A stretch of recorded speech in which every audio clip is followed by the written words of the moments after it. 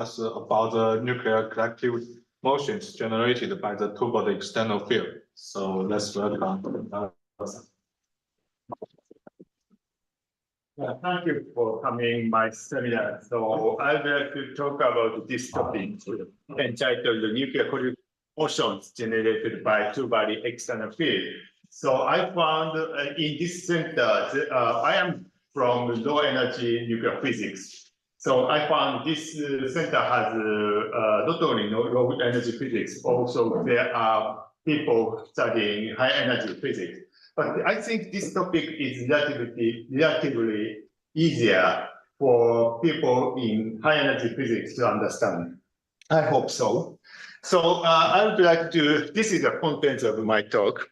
I will talk about these 5 topics. So I would like to show you first of all introduction of particle emission after the some nuclear excitation.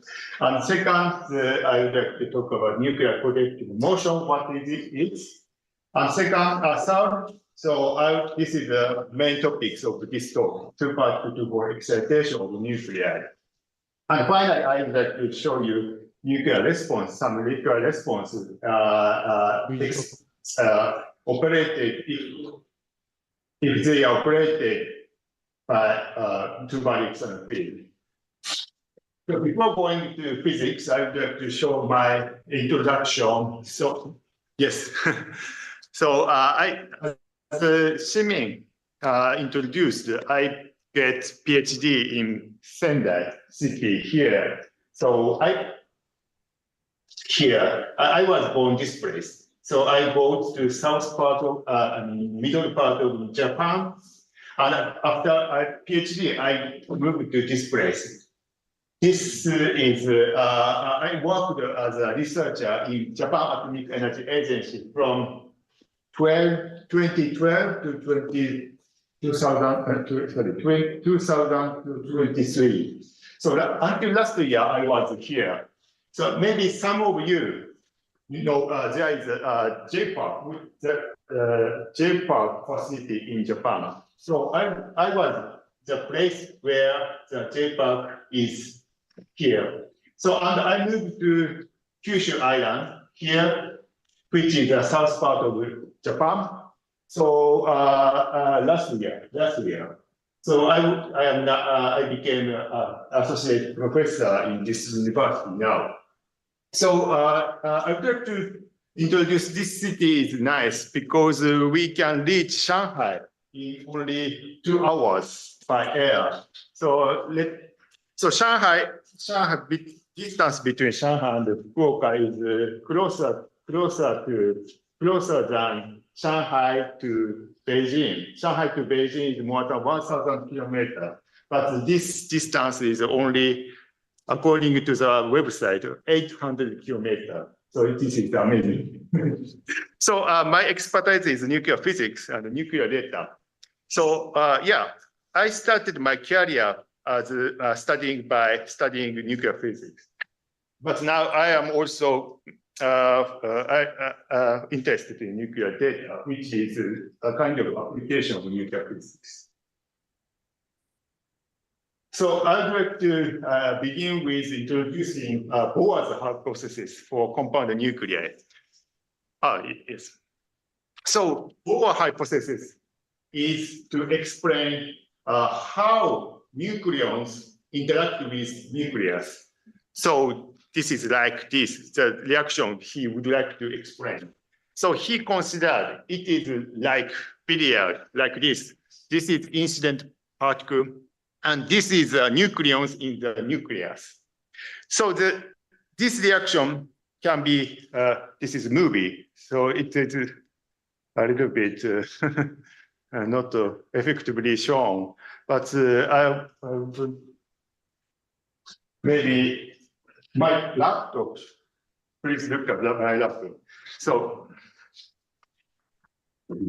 you can see incident particle get inside the nucleus in the nucleus, and the incident energy are shared with many nucleons inside the nucleus. So Bohr's hypothesis is like this.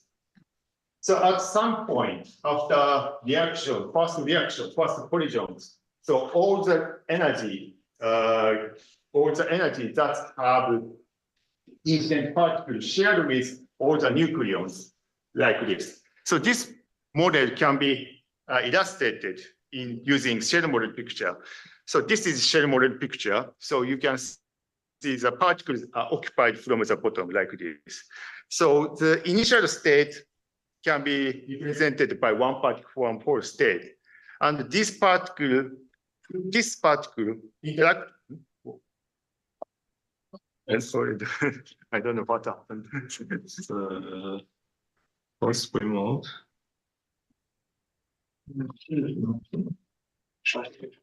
Oh, yes, this one. So let's do it.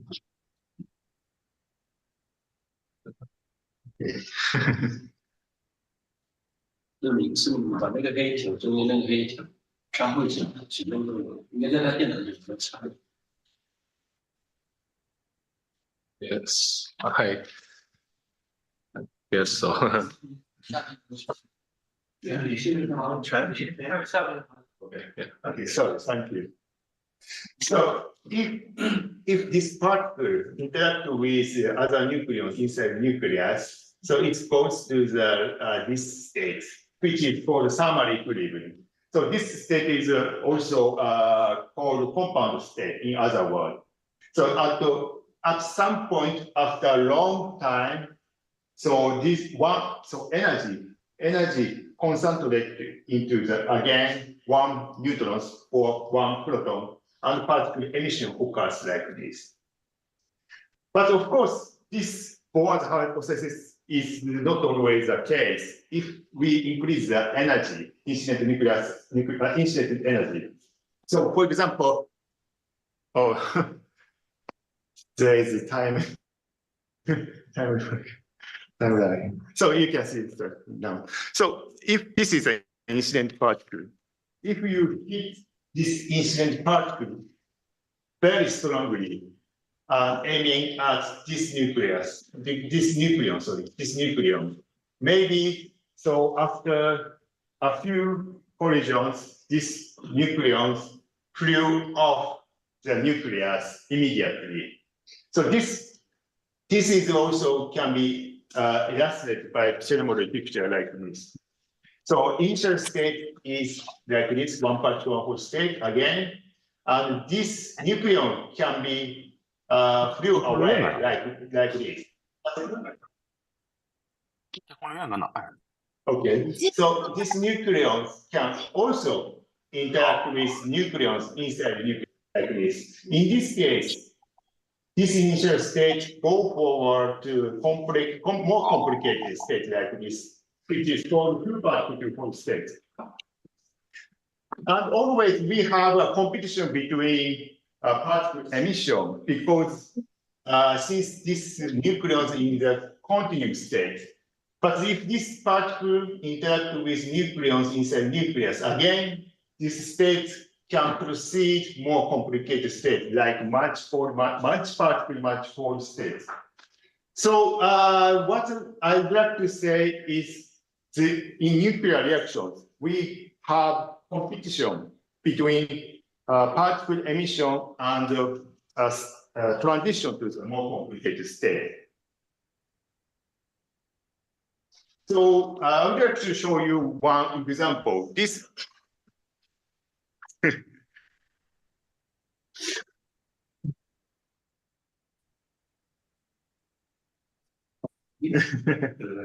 delay. Yeah, it is delay. Okay, so this figure shows the reaction cross-section of photo X and photo disintegration cross-section of tantalum 181.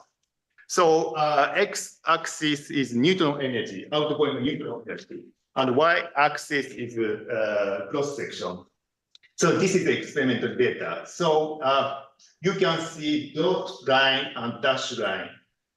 Dot line represents the reaction cross-section by compound state, from compound state. And dash line is pre-equilibrium state. So you can see, so compound particle emission, neutron spectra from compound reaction is dominant at low energy. This is because particle emission from compound state, in this case, incident energy, total energy is shared with all nucleon inside the nucleus. So only low energy and particle emission is possible. However, flaring process, in case of this process, particles experience only a few scattering. Therefore, the high energy, it has a high energy tail like this, because the still incident particle has a high energy inside the nucleus.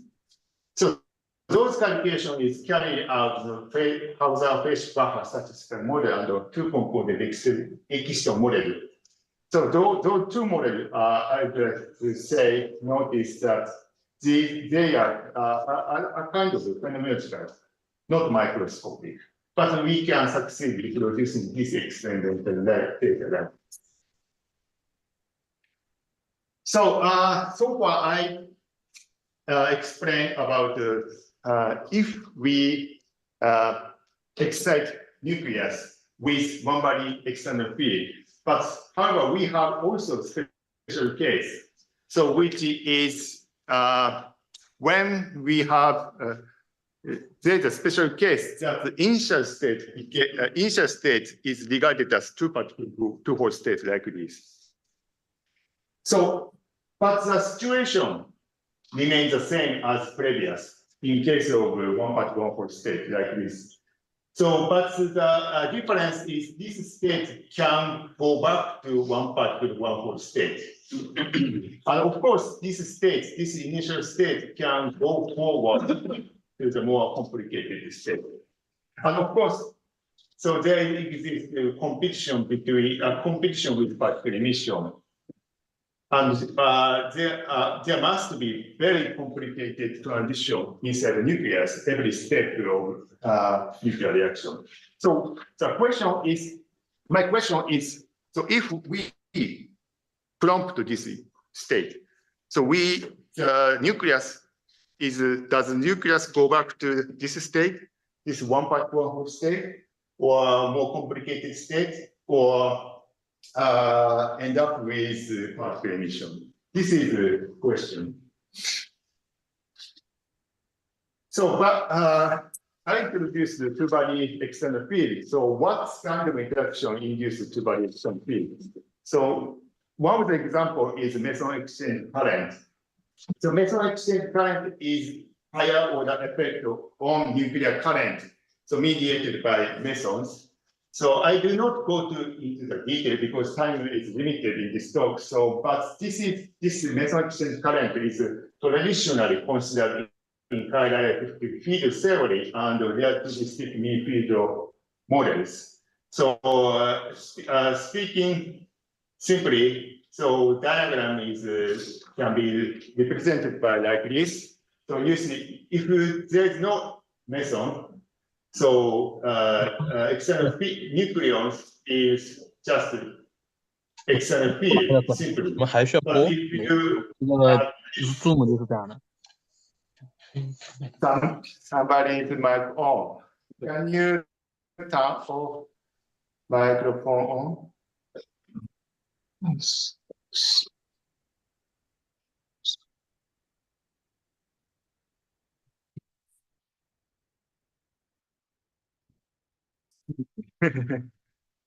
Say, okay.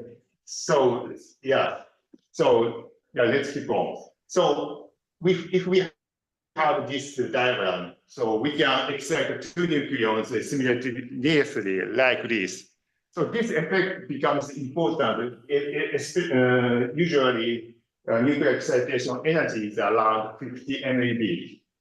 And this effect has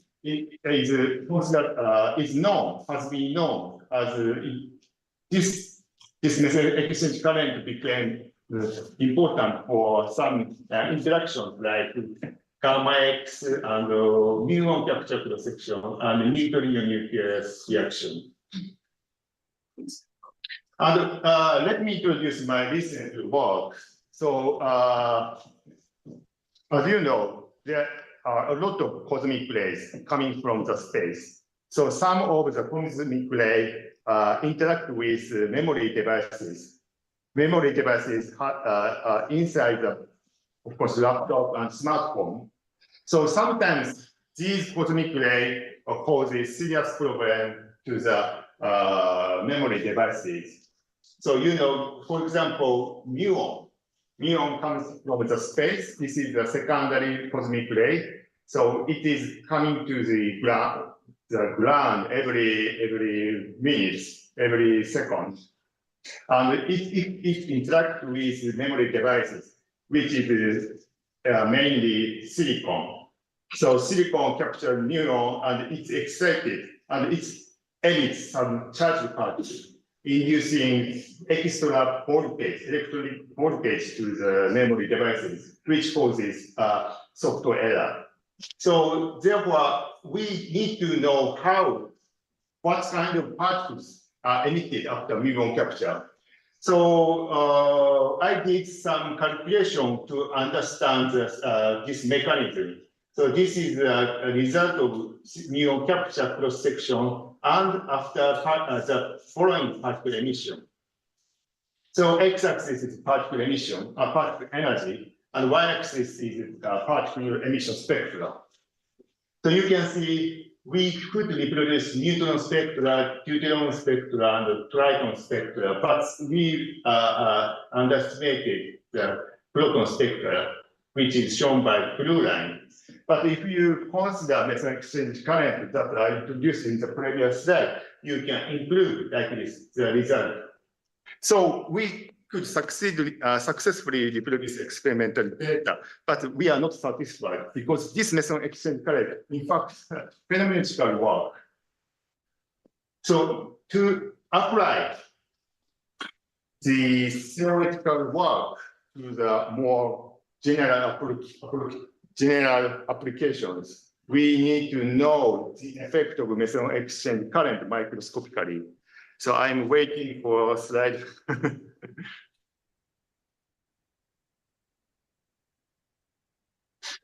Yeah, it's again stops.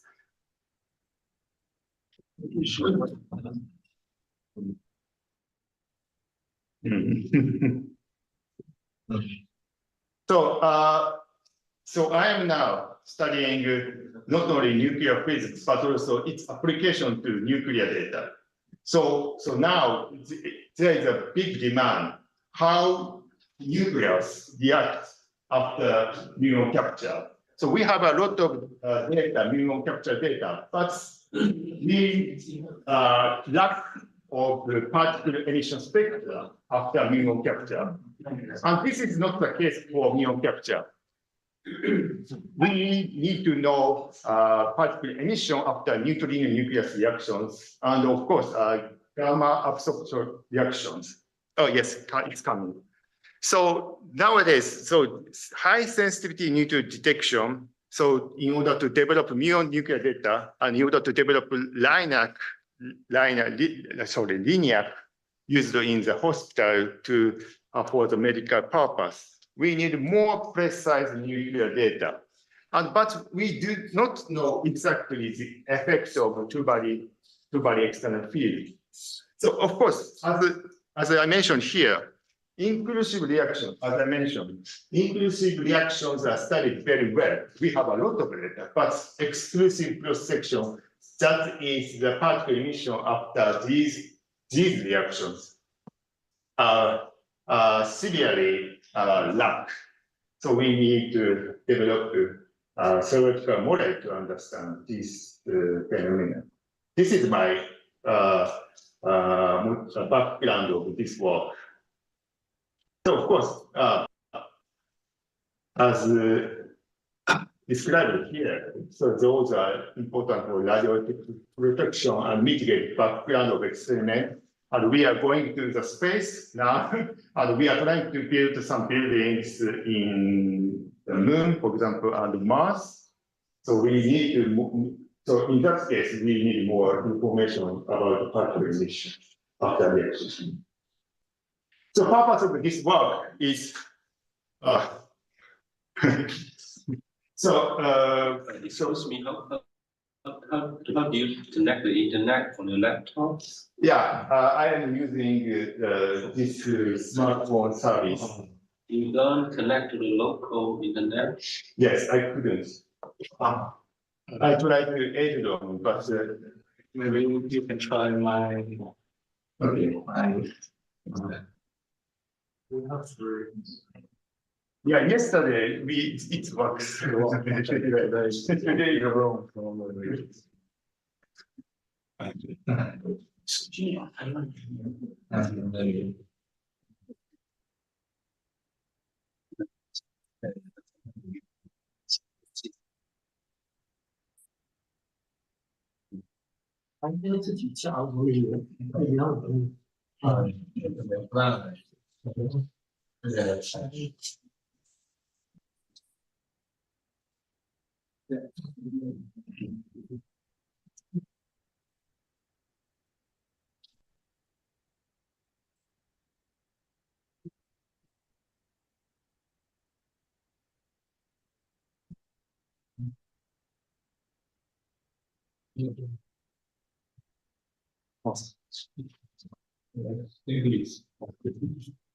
We'll show you. Okay.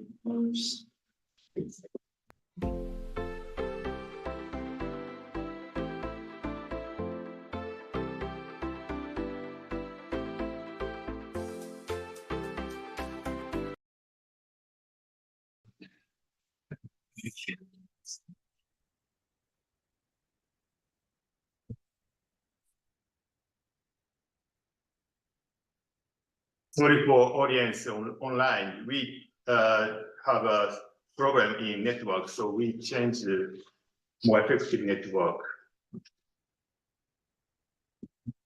So maybe we can. Did you? For this screen, okay, yeah, it works. But this one is also not as the why. Okay. Okay, it's the June. But I should also change this network. Yeah, there's some time lag. Still. 对，那个笔记本华为电脑上面网络，对，那个有点晃，那个有点晃，有点晃。啊。还有那个，对呀，那连第二个。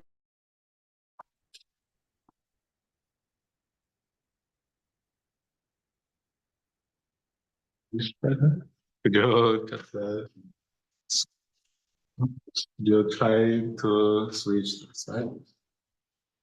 Yeah, the local, the outside connection actually works very smooth. So I think that the computer there is very another computer. This we try to. Yeah, my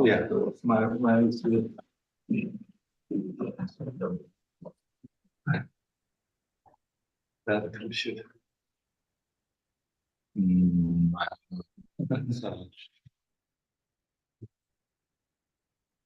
If there is no optional, any other option, we can restart. Go ahead. Okay. So the total framework I would like to do is very wide. It involves transition to much particle and multiple state and particle emission. So I would like to restrict myself to the little bit small size of calculation framework. So this is the total framework I would like to do. So, but it's difficult, as I said. So now this talk only focus on this one. So transition between one particle, one whole state, and two particle, whole state. So in future, I would like to incorporate our model to the particle emission and coupling with complicated state. So, but this is important step for us, because microscopic understanding between interaction between one particle, one whole state, and two particle, one state is still not enough so far.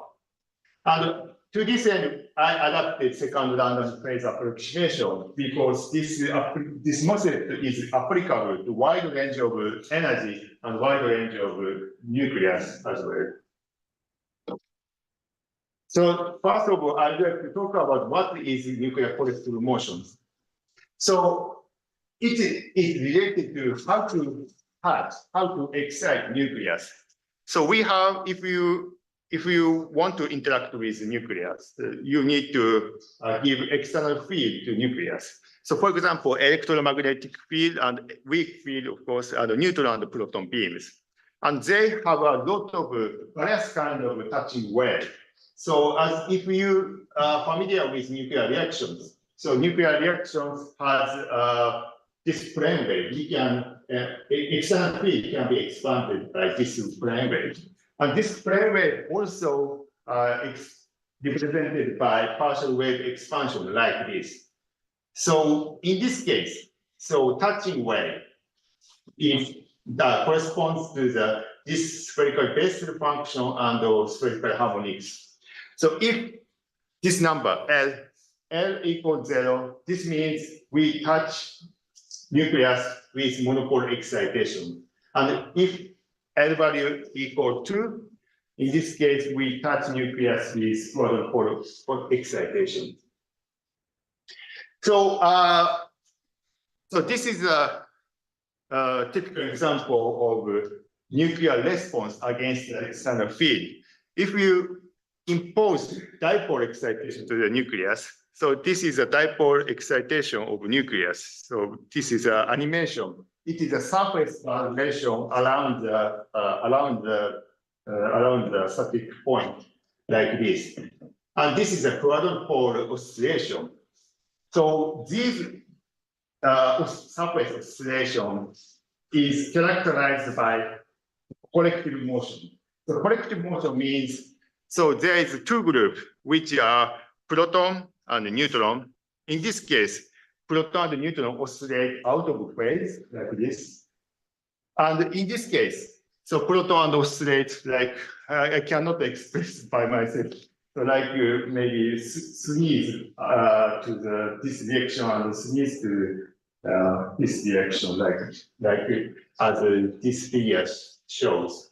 So this is a kind of group action, not just nuclear excitation is not just many parts contribute to the nuclear excitation. I mean, to understand, this nuclear excitation, so mean field is very instructive. So I would like to introduce you mean field. What is mean field? So nuclear Hamiltonian is generally written in this equation. But I think many of you know this. It is difficult to diagonalize. I would say solve this equation completely, perfectly in nuclear systems. So we need to impose some approximation models to the nucleus. So one of the approximation is mean field. That is identical to feeding nucleons from the bottom like this. And the wave function, many body wave function can be written in this form.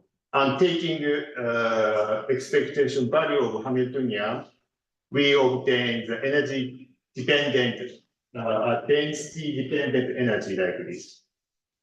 And we carry the variation with density around the saturation density. We obtain one body Hamiltonian like this. So, and this one body Hamiltonian has mean field, which is defined as this equation. So what happened after we impose this mean field approximation? So it is, so the first picture is like this. This is many body system, but we can transform this many body problem into the one body problem like this. So this, in this picture, one nucleon freely moves inside the nucleus, mean field potential. And this mean field potential is generated by other nucleons inside the nucleus. This is called independent particle picture. And using this independent particle picture, we can characterize nuclear excitation. For example, if we add something energy to the one particle state, this state, so it's excited to maybe, for example, this state, and we can create one part, one whole state like this. But this state, as I mentioned, so this state, only one particle and one whole state contributes one excitation energy. This is different from what I showed in the previous slide. So nuclear excitation is collective. Collective means many one particle, one whole state must contribute one resonance state. So this is not true. So the problem, what's the problem is we do not take into account two-body interaction. So in the picture of mean field, we cannot consider the particle collision inside the nucleus. So we to manifest the effect of two-body collisions, we need other interaction which has a collision term. So original Hamiltonian can be represented in this form, but we missed some contribution, which is called regular interaction. So we have already this contribution, but yeah, so full two-body interaction is this one, and we missed this regular interaction. So without this regular interaction, we cannot reproduce collective excitation. So this regular interaction make us possible to describe one type X one part one whole state like this to the other state of one part one whole state like this. And of course, there are infinity couple of infinity state of one part one whole state as you wish, maybe. What's the reason for the presence of the radiative interaction? So you are asking why the interaction is needed? Yes. So because so in the independent particle picture, we can only excite one set of one particle one whole state like this. But this state, if we have two-body collision, so this one particle one whole state can transit to the another one particle one whole state. This transition from one after another, so it cannot be reproduced without regular interaction. Regular interaction is two-body formula, as you can see from this equation, this formula. But yeah, this mean field has only one body, which means mean field is represented by only A dagger A. This operator doesn't mix this state to this state. It sounds like we have more exacting space. Yes. Yeah, I will show you. This state can couple with more highly excited state. Okay. So the whole state in this left-hand side figure is different from the whole state on the right, right? Yeah. Yes. You mean energy conservation like this? Yeah. Also because of energy conservation. Also, and the whole state can be different orbitals, right? Different change. Yes. Yeah. You are right. Yeah.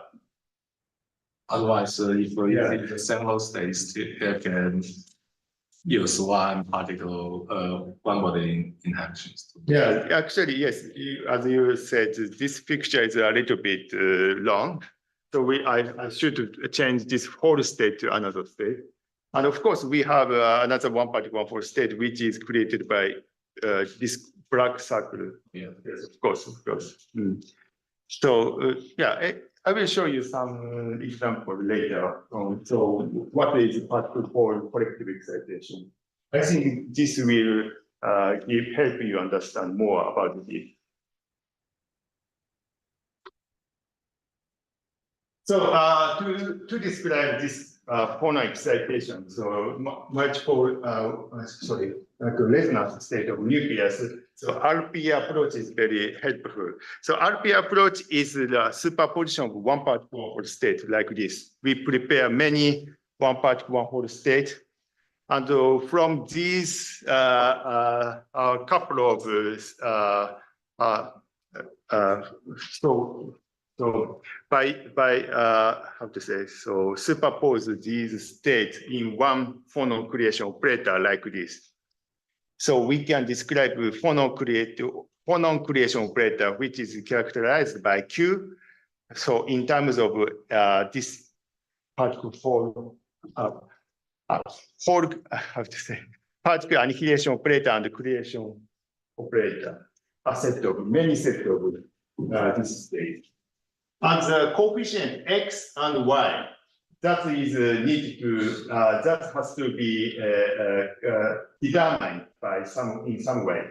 So to determine this X and Y, so we use equation motion for harmonic oscillators. So from this equation, we can obtain this X and Y. And once we get this X and Y, we can create excited state of nucleus.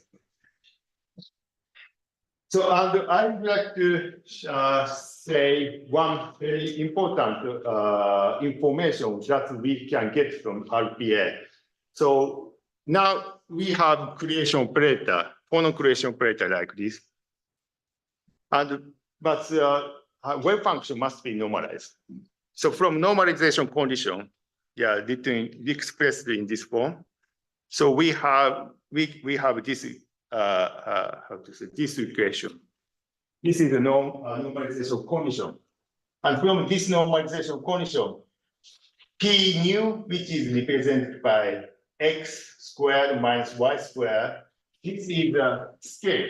This is the measure. How much one particle, one whole state contributes to resonance state nu. So I will show you later. So how much many one particle, one whole state contribute to one phonon state. So I will show you how each one particle, one whole state contribute one phonon state.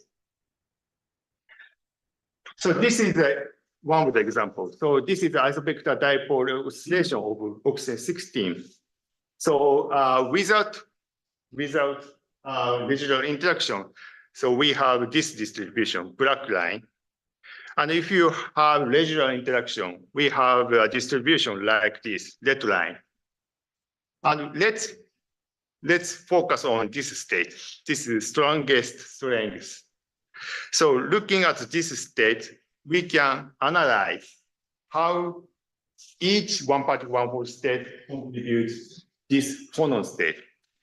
So this result is shown in here. So this state is approximately excitation energy is 18.33. So there are a lot of contribution from one part, one whole excitation like this. So we can see the strongest one. This strongest one is coming from transition from 1p half state to 3d 3 half state. And second strong contribution is this one. So this is a transition from 1p 3 half state to 1d 5 half state. So using RPA, we can analyze which particle whole state becomes important. And this is a quadrupole case, but I can skip because it is the discussion is the same as the left-hand side. But so the slide I introduced in the previous slide is only one particle, one fold. Now we would like to discuss two particle fold contribution. So at the low energy, we are sure that one particle, one fold, only one particle, one fold is important. But if you, with increasing energy, maybe two particle, two fold contribution becomes important because this is a state density. This figure shows state density. And x-axis is nuclear excitation energy. So, so purple line, this one, is one part, one whole state energy, state density for oxygen 16. So J pi equals 0 plus state. And this is green line is two particle, two whole state density. So as you can see, so one particle, one whole state density is rather constant. They are insensitive to the excitation energy, while two particle, two whole state density exponentially increases. So this means maybe with increasing nuclear excitation energy, two particle, two whole state may be dominant. So now we move to the discussion of two particle, two whole excitation. So in this talk, we adapted the second random phase approximation SRPA. Because this is applicable to a wide range of energy around maybe 100 MeV. This energy is identical to the approximately muon mass. And maybe applicable to a wide range of nuclei. So far, nobody tried to extend SRPA to open shell nuclei as far as I know, but maybe it is possible. And I would like to note that some study has been also carried out with different methods. So green function Monte Carlo method to study muon capture. But those methods is still limited to very light nuclei like this. So now second phase approximation I would like to introduce you. So this is very simple. So we just put two particle, two hole excitation in addition to one particle, one hole excitation. The formalism itself remains the same as one particle, one hole RPA. So we calculate the equation of motion and we obtain X, Y, and how to say chi and Y. So in any cases, so we can obtain this coefficient. So similar to one particle, one whole RPA, we obtain some very, how to say, compact style of eigenvalue equation like this. So I would like to explain briefly. So A11, so this is eigenvectors, what we would like to know. So these eigenvectors coupled with matrix element, which is represented by A and B. And this matrix element has a role. So for example, A11 represents interaction between one part, one whole state. And A12 is a matrix element explaining interaction between one part, one whole state to two particle, two whole state. And A22 is the interaction, describes the interaction between two particle, two whole state. So this is very, this matrix helps us to understand what SRPA is doing for calculating nuclear excitation. And we have a similar normalization condition as we have seen in normal random phase approximation. So now phonon creation operator like this, and we need to hold the normalization condition like this. So it is easy to calculate. We will obtain equation like this. This is the new normalization condition. So I would like to stress that the first contribution, this one says that the one part, one whole, some one part, one whole state contribute. What to extend contribute to the resonance. And this the second term, which is characterized by coefficient chi and y. So this state, this equation corresponds with what to extend this two-particle force state contributes to the resonant state.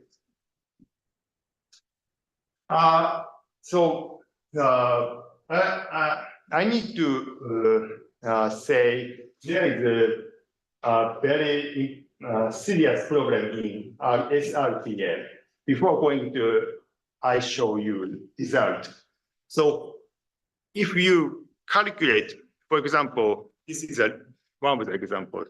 So if you calculate the quadrupole transition for option 16, so we have result of RPA like this. This is actually realistic. I mean, so it reproduces experimental data of, so how to say, experimental data also has peak around 20 MeV. But if you impose SRPA into this framework, this strength distribution shift to lower energy. So it has been recognized. This is a very serious problem when we take into account higher order effect in the mean field approximation. So so many people recognize this problem, and they said that there is a double counting because we determine the interaction parameter from experimental data. The experimental data is already taking into account many body correlations. So experimental data has fully perfect result. But we need to adjust interaction using experimental data. So that means effective interaction effectively consider the many body correlation. But in addition to this very fine tuning of interaction, we add higher order correlation like two-fold excitation to describe nuclear excitation. This causes double counting. Double counting, one is the higher order correlation from experimental data, and another one is higher order correlation from two-fold state. This causes problem like this. And I will not go into the detail more. So I'd like to just skip the framework. But to overcome this double counting effect, I use the subtracted as SRPA. So maybe I just skip the detail of this one. But I would like to show you the result of monopole excitation of oxygen 16. So, just a moment.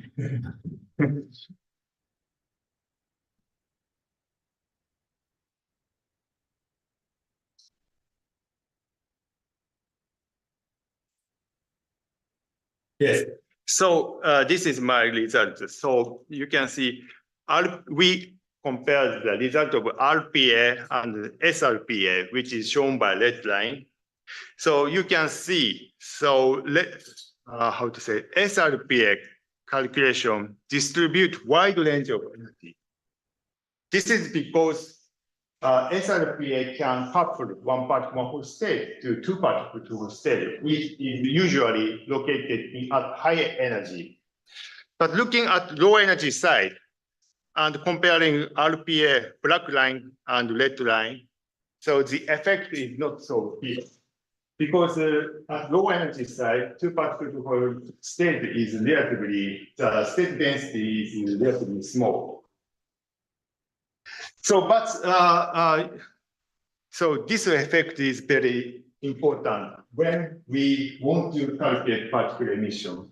I want to show you one example. This is my calculation. So about particle emission spectra after muon capture. So x-axis is particle emission energy and y-axis is spectra. So TDA is a one particle one hole excitation result. And STDA means two-part two-hole excitation result. So as you can see, if you take into account two-part two-hole effect, the TDA underestimated underestimated significantly the experimental result. But if you take into account second order effect, you can introduce the experimental data like this. This is due to the contribution from this region. Okay, so let's see the collectivity, or in case of we consider happening with two-part two-hole state. So now we can consider not only this contribution, but also this contribution. And monopole excitation is one value. So this external field at first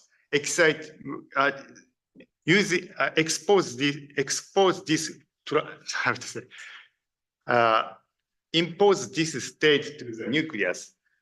Only this state is created, but nucleus is dynamical. So this state can transit to the two-part two-hole state like this. So SRPA can estimate how many states can transit to two-part two-hole state. So I think, first of all, we should focus on this state, this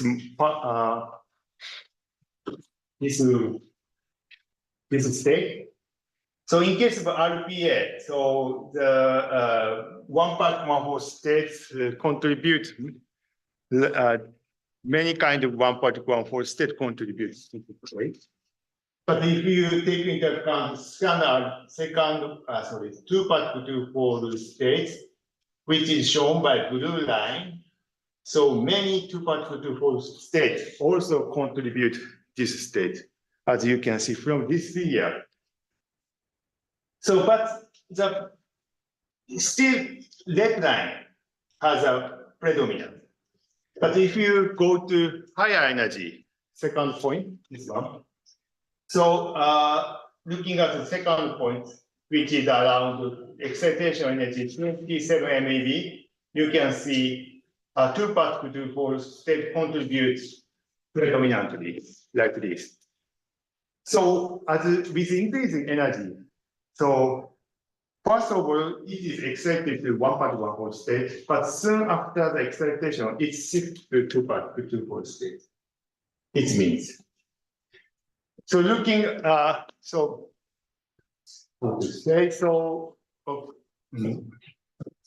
okay. Yes, so this, I would like to introduce this figure.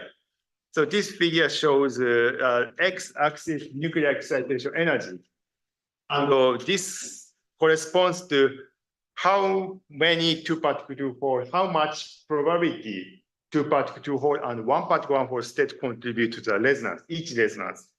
So you can see at low energy, this is one-part one-hole at low energy. So one-part one-hole contribution is dominant. But with increasing energy, so two-part two-hole contribution becomes predominant, as you can see. So this is very consistent with the result of state density. So at the low energy, so one-part one-hole state is comparable to two-part two-hole state, but from around 20 MeV, so two-part two-hole state density exceeds significantly state density of one-part one-hole like this. So that's why if the state density exceeds one-part one-hole state, so two-part two-hole state becomes important. So I would like to talk about the final result. So this is what I mentioned in the beginning. What happens if we excite two-part two-hole state as the initial state? So now we consider this transition operator. So this is in charge of two-part two-hole excitation. But if you calculate the transition amplitude like this, you will have this equation. And this has two parts, which is shown by green color and blue color. And in case of green color, this is the two-step excitation described by this diagram. And latter time, this corresponds to the two-part two-fold transition. So these two terms, so internal mechanism is different, but these terms appear, these transitions appear at the same energy and same spin parity state.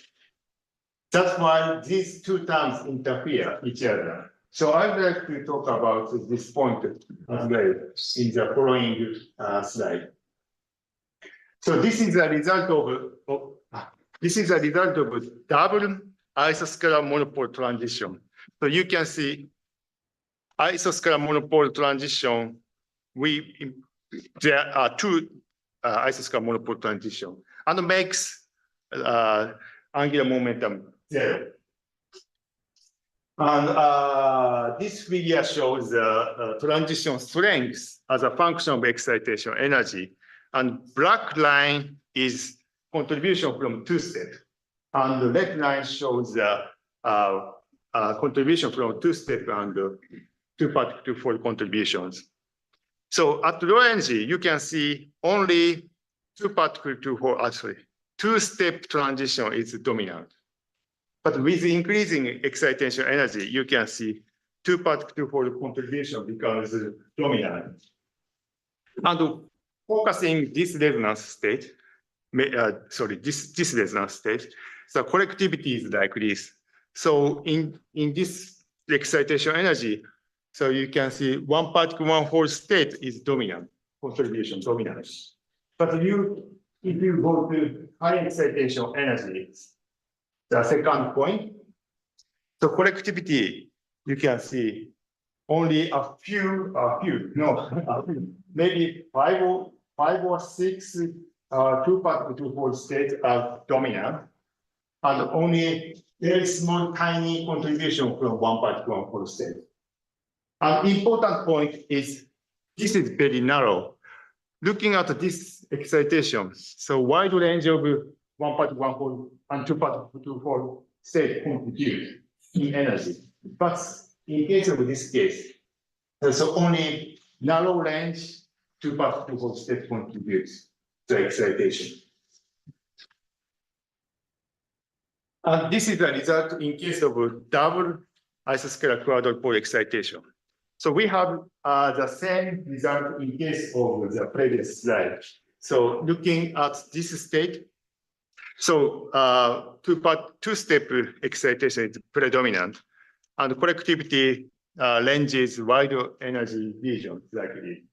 But if you look at higher energy side, this one, so the collectivity is very few. So only maybe looking at this figure, maybe 2 or 3 two-part two-fold states contribute to this resonance. So therefore, this gives us important information that so if you want to calculate meson-exchange current, so maybe nuclear collective motion is less important than one part one-fold excitation. So this is one of the takeaway, one of the outcome from this calculation. And this is the final slide. And I would like to summarize my talk. So we investigated transition between one particle one-fold and two-part two-fold state for nuclear resonance state, and using the second random phase approximation. And we have two major results. One is with increasing energy, one particle one-fold state strongly couples with two particle two-fold state. And we obtain less collectivity for two particle two-fold state at highly excited state. And this gives us important insight to understand complicated reaction mechanism when we have high energy instant particle reaction. And future perspective is we want to, this is a very fundamental calculation. So we want to apply this second RPA approach to the meson-exchange current transition. And of course, it is important to study coupling with particle emission. And in future, we would like to apply this approach to many nuclei, various kinds of nuclei, which has deformation and which has open shell structure. So we need to extend this formalism to the various nuclei. And I would like to thank my collaborators here, and thank you for your attention. Done for this night talk. So now is question time.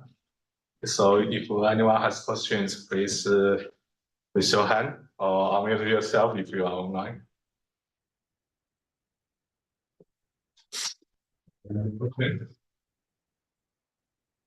So you mentioned the double isoscalar transition. So here, what do you mean this double? This is a two-body operator or just one-body operator?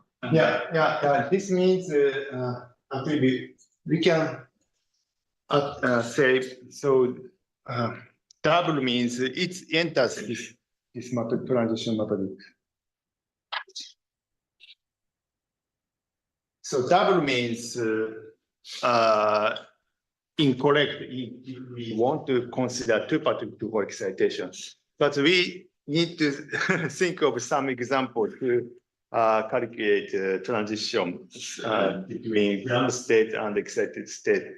So good example is a double monopole and double quadrupole maybe. So this T, we can use any form, but this is just an example. We just put previous T into this one. And this, this characterizes amplitude between ground state and excited states of two particles. So this quality is possible to extract from experiment? Well, it is difficult.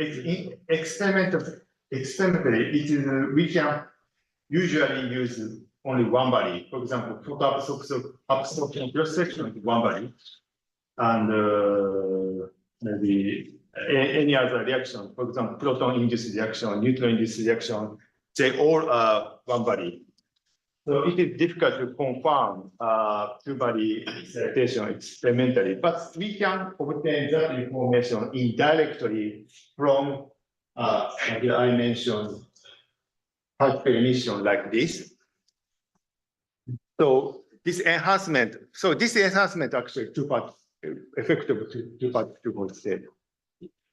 So yes.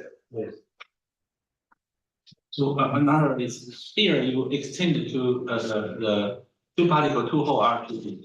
So in this calculation, you don't do any approximation. I mean, you do it in a full solution, right? So we often use quasi-Poisson approximation when we apply RPA calculations. So quasi-Poisson approximation means for example,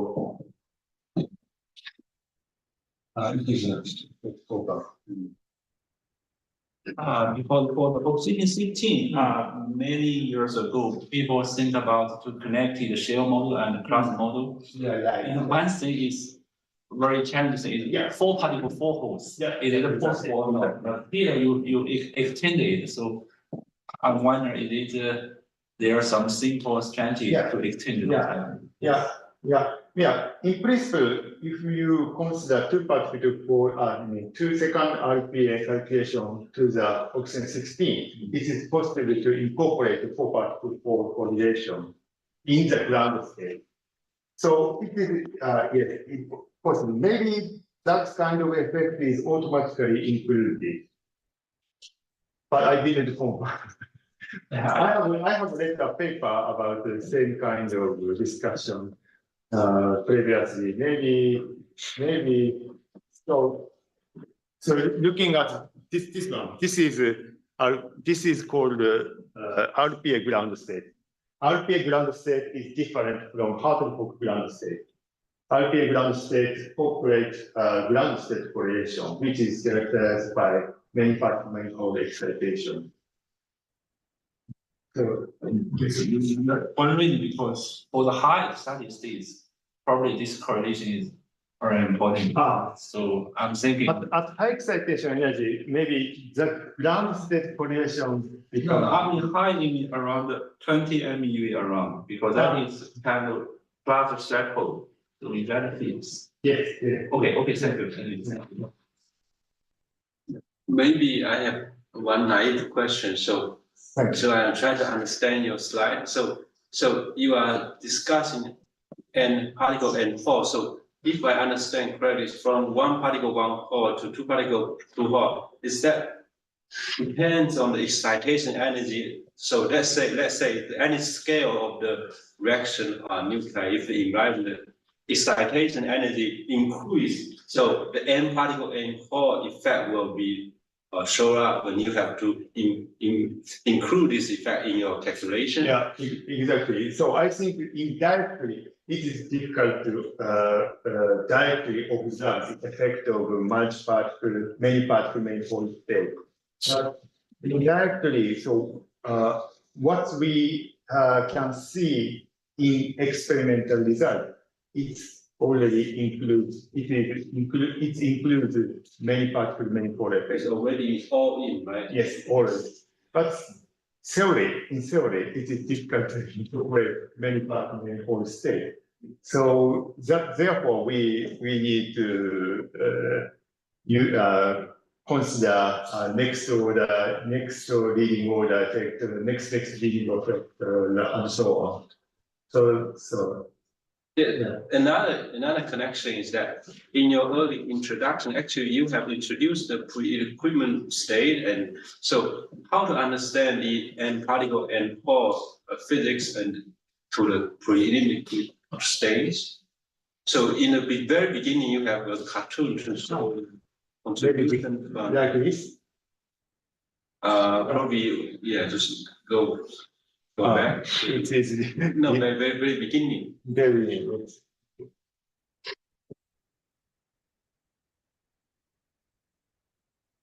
Yeah, I think here the slide. Can you go to slide 6 or 7? This one. This one.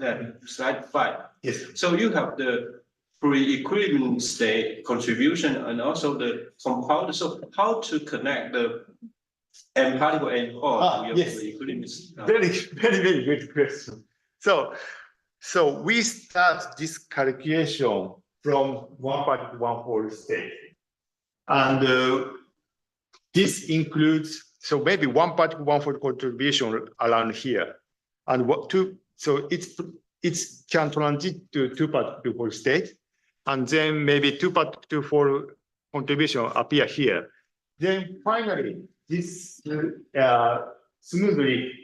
must smoothly connected to the many particle manifold state that is identical to compound state. And actually, it is difficult to clearly define when compound state is formed. it is difficult to define. So in this calculation, if we have 6 particle 6-fold state, once we have 6 particle 6-fold state, it became compound state, we assume in this calculation. So yes, this compound, this pre-equilibrium result only includes contribution from 6 particle 6-fold state. Thank you. So, other questions? You mentioned at last, you will study the deformation effect. So do you mean all different state has different shape? How to calculate their shape? Yes, deformation can be calculated automatically using Hartree calculation. So if you we impose quadrant pole deformation into the nucleus, and we can estimate the lowest energy as a function of deformation. So if we obtain the lowest energy, we can assume this is ground state, and we can obtain the ground state of deformed nuclei. So the deformation parameter, deformation point, deformation equilibrium point different from nuclei.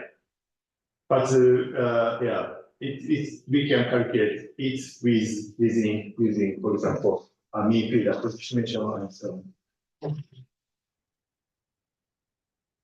There's one question from online remote people.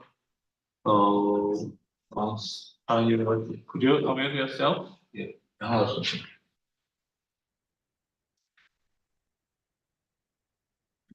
Please go ahead.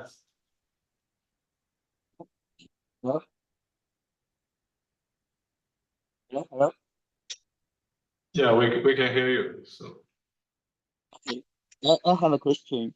In your summary, you said in higher energy states, the collectivity is small. So it is only for the two-body transition or include the one-body transition. I cannot catch up with your question. Can you repeat again? If in summary, you Yeah. see that the higher energy states have the small collectivity. So the collectivity is narrow. It's only for the one body. It's only for the two-body transition or one-body transition, or include the one-body transition. If your operator is one-body transition, so it is have also this same conclusion.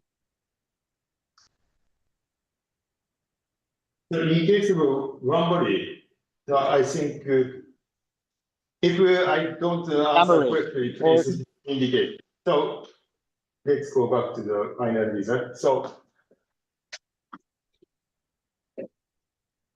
yes, if you have only the double Escher-Stater molar transition.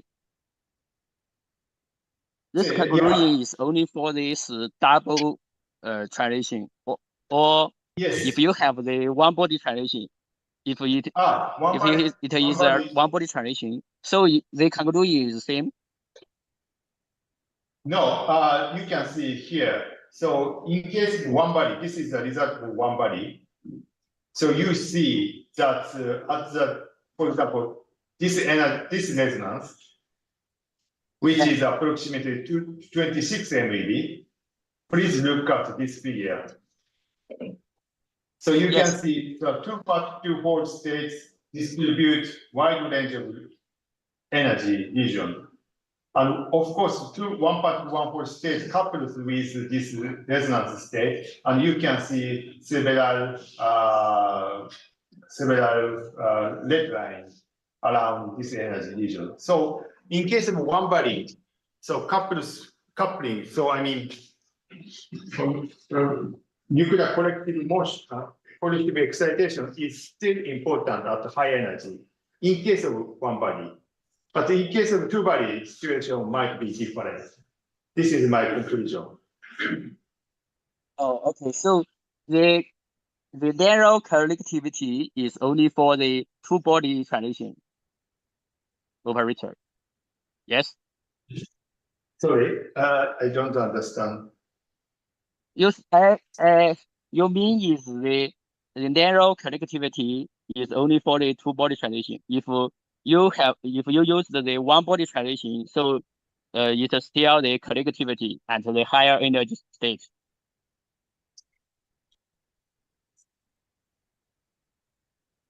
Think I can show you this result.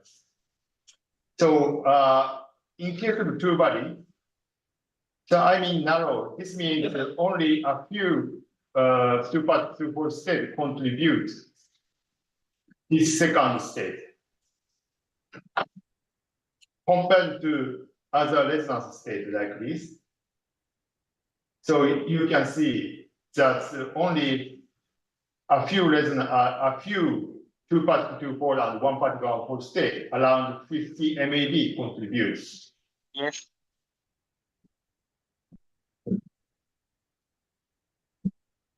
So therefore, I suppose that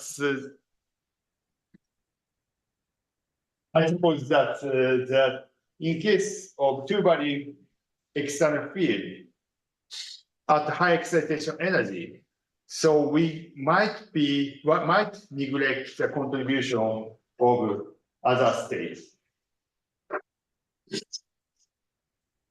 Okay, thank you.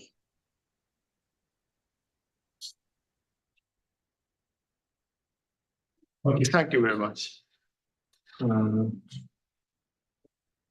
So maybe I have a question. So yes, in the RPA framework is limited to those closed shell systems. So how can you take into account about the deformation or other structure information? Yes, application to deformed system and the open shell system is very straightforward analytically. But the only problem is the numerical. Okay. So so if you want to apply deformed system, we just consider degenerations. Yeah, so in principle, it's no problem. In principle, it is no problem. Yeah, because I think for those open shell systems, this one particle one hole, two particle two hole effect might be more important because they already include some. Yes, the only I have concern is so two particle two pole matrix element might include correlation from pairing correlation. So this we need to avoid this double counting. Oh yes. Maybe this can be. I think this can be carried out for which particle state and which pole state contributes the matrix element. Maybe we can distinguish. I suppose so. Right. Yes, another question I think, yes, is there any general behavior for those one particle one hole, two particle two hole corrections? Because I saw that sometimes those energy peak are shifted to a lowest energy and sometimes to highest energy. So is there any general situations so like two particle two hole is contribute in certain kind of energy regions or? Yes, so the energy shift due to the two particle two pole state is, as I said, it is due to the double counting in the two particle two pole correlations, like that I show you. So this must be eliminated, the double counting. So that's why I performed subtracted SRPA. This is the approach, but this is approximation actually. This is not the exact one. So this is just a kind of prescription. So we remove the extra contribution from the two particle two pole state by using something like this. So using this approach, maybe I didn't show you something. So you will have, if you don't carry out subtraction, you will have strength distribution around here. So I want to remark so the reason why I came here is to collaborate with Professor Simin. So in the introduction, I told you that we need to consider coupling with particle emission. So maybe maybe you know that Simin is an expert for calculating particle decay. So we are now considering to collaborate incorporate my model with Siemens model. Yes, so those high energy states, there must be a decay Yes. involved. So that could be. How much energy changes to the particle emission and how much energy changes to the complicated state. So there's no more questions. Let's thank another again. Thank you. Thank you everyone for attending this. Sorry.